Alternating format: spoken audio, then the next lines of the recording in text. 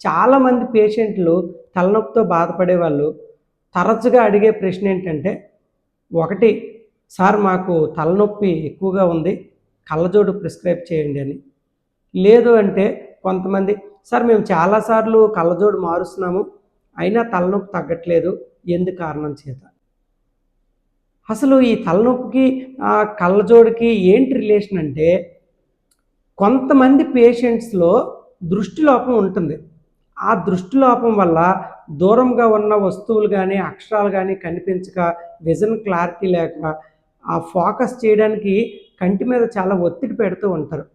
ఆ కంటి మీద పెట్టిన ఒత్తిడి వల్ల వాళ్ళకి ఈ నుదురు కండరాల మీద ఒత్తిడి పడి తలనొప్పిలాగా వస్తుంది.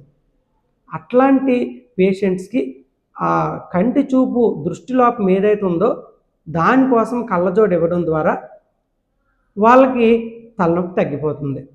ఇంకొంతమంది పేషెంట్స్‌లో మైగ్రేన్ తలనొప్పి ఉన్నప్పుడు వాళ్ళు ఎండలోకి వెళ్ళినప్పుడు ఈ ఎక్కువ బ్రైట్ సన్‌లైట్ వాళ్ళకి ఒక ట్రిగ్గర్ ఫర్ హెడ్‌ఏక్ లాగా ఉంటుంది.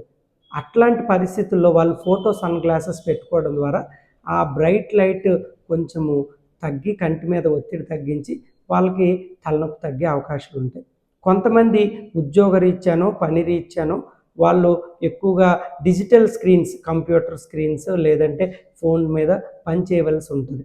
అట్లాంటప్పుడు కూడాను ఆ బ్రైట్ లైట్ తగ్గించుకోవడానికి బ్లూ ఫిల్టర్ లెన్సెస్ కానీ ఇలాంటివి వాడినప్పుడు ఆ కంటి మీద ఆ లైట్ తాలూకా ఇంటెన్సిటీ తగ్గి తలనొప్పి తగ్గే అవకాశం ఉంటుంది.